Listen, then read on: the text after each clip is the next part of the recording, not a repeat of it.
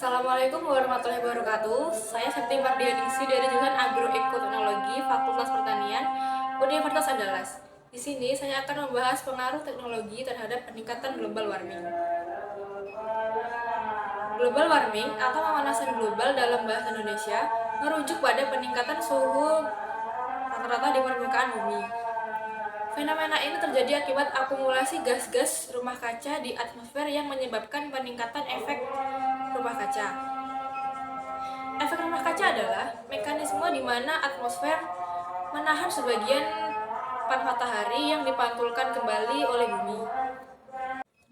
Adapun beberapa contoh teknologi yang dapat menyebabkan peningkatan global warming antara lain: 1. Pembakaran bahan bakar fosil.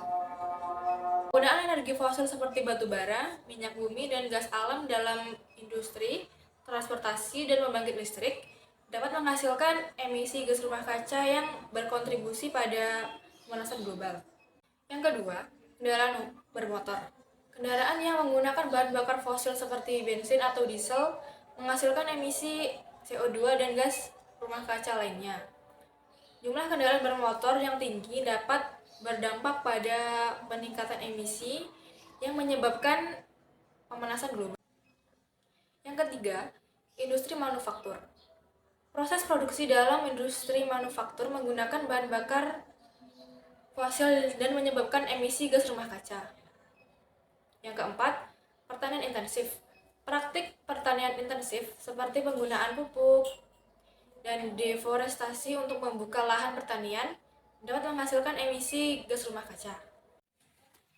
Perubahan iklim dan pemanasan global adalah masalah yang kompleks dan dampaknya dapat berbeda di berbagai sektor kehidupan. Penggunaan teknologi dapat memiliki dampak yang berkontribusi terhadap peningkatan global warming. Berikut ini adalah beberapa dampak yang dapat ditimbulkan. Yang pertama, peningkatan emisi gas rumah kaca.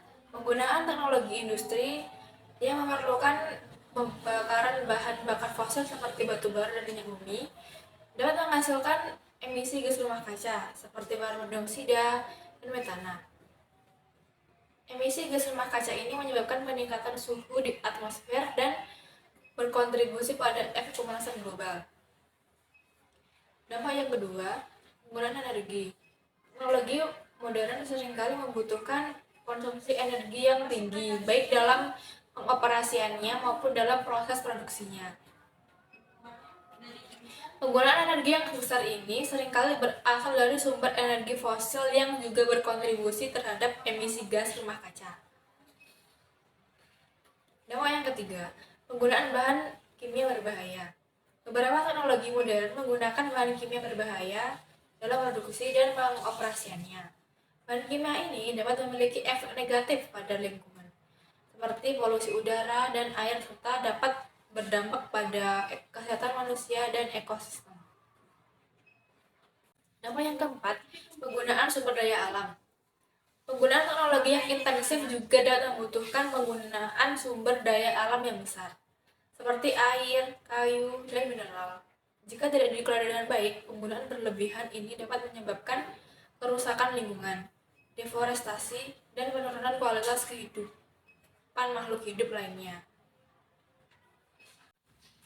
Untuk mengatasi peningkatan global warming, peran kita sangat penting dalam mengurangi emisi gas rumah kaca dan mengadopsi praktik yang ramah lingkungan. Berikut ini adalah beberapa langkah yang dapat kita lakukan untuk mengurangi peningkatan global warming. Langkah yang pertama, mengurangi penggunaan energi fosil. Mengurangi penggunaan energi fosil seperti batu bara, minyak bumi, dan gas alam dapat membantu mengurangi emisi gas rumah kaca. Kita dapat memilih sumber energi terbarukan seperti energi matahari, angin, dan air. Langkah yang kedua, menggunakan transportasi berkelanjutan. Menggunakan transportasi umum, bersepeda atau berjalan kaki dapat membantu mengurangi emisi karbon dari kendaraan bermotor. Jika memungkinkan, kita juga bisa memilih kendaraan listrik atau hibrida. Yang ketiga, menghemat energi. Mengurangi penggunaan listrik dengan mematikan lampu dan peralatan elektronik yang tidak digunakan. Menggunakan peralatan hemat energi dan meningkatkan efisiensi energi dalam rumah dapat membantu mengurangi emisi. Langkah yang keempat, mengurangi pembakaran sampah. Membakar sampah dapat menghasilkan emisi berbahaya. Jika dapat melakukan daur ulang dan komposisi sampah secara tepat untuk mengurangi limbah dan emisi yang dihasilkan. Langkah yang kelima, mengadopsi pola konsumsi yang berkelanjutan. Memilih produk yang ramah lingkungan, mengurangi pemakaian plastik sekali pakai, dan memilih makanan yang diproduksi secara berkelanjutan dapat membantu mengurangi dampak pemanasan global.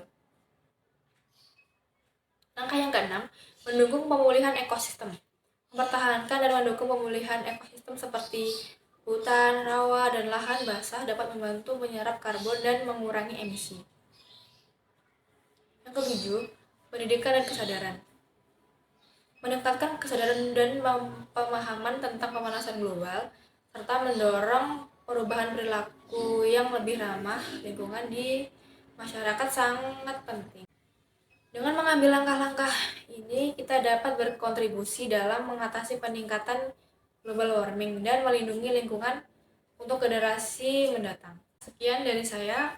Assalamualaikum warahmatullahi wabarakatuh.